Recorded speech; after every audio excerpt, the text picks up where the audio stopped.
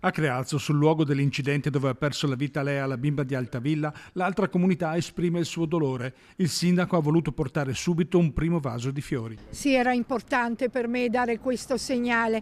È un piccolo fiore, ma proprio per dimostrare la nostra vicinanza, il nostro affetto verso la bambina e soprattutto verso la famiglia, che in questo momento piange un grande dolore. Io speravo in un miracolo, le dico la verità, perché sono 4 giorni che tutti noi proprio come comunità di Creazzo abbiamo una grande tristezza.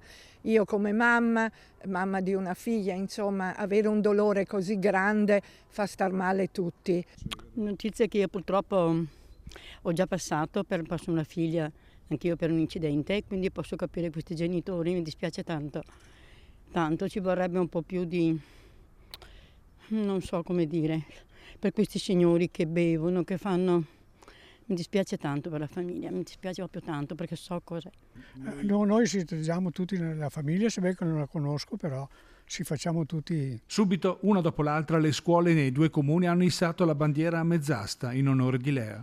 Non conoscevo direttamente la bambina frequentava la scuola primaria, Anna Franca, io insegno alla scuola media, ma all'istituto comprensivo ci conosciamo un po' tutti quanti.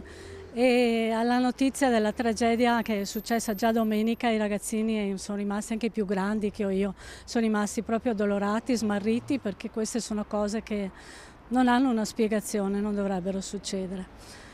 Ecco, a nome della dirigente scolastica, di tutto il personale della scuola, degli insegnanti, dei ragazzi, io mi sento proprio di abbracciare i genitori in questo momento di grandissimo dolore.